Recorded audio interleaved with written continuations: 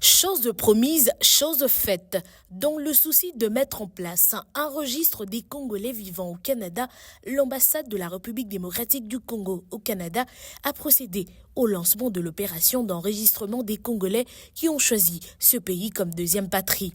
C'était lors d'une réception dînatoire organisée dans le luxueux hôtel Westin situé à Ottawa. Prenons la parole devant cette foule immense venue de partout pour assister à ce grand événement en signe d'une harmonie parfaite entre ses ressortissants et lui. L'ambassadeur Josca Kabongo a expliqué le bien fondé de cette démarche et la procédure à suivre. Avant tout propos,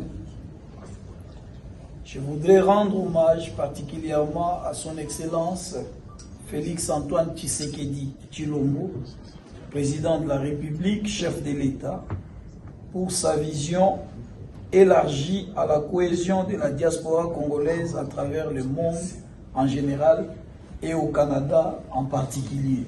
Nous sommes réunis aujourd'hui pour le lancement officiel de l'enregistrement de la diaspora congolaise en ce 30 août 2024 à cette soirée dînatoire. Point n'est besoin de rappeler que, dans le cadre de ces missions, l'ambassade est appelée à protéger et défendre les intérêts de ses ressortissants et, dans les cas d'espèce, c'est des ressortissants congolais. C'est à ce titre qu'elle contribue à accompagner ces ressortissants pour les savoir-vivre, savoir-faire et savoir-être, c'est-à-dire le respect des lois de leur pays d'accueil qu'est le Canada. Des années d'expérience partagées, des challenges affrontés et des défis relevés pour hisser la communion entre l'ambassade et la diaspora congolaise. Aujourd'hui encore, vous êtes présents parce que vous croyez, tout comme moi, en ce que l'enregistrement est une belle approche que nous devons améliorer au fil des années et en faire un outil efficace et utile pour la collaboration ambassade-diaspora.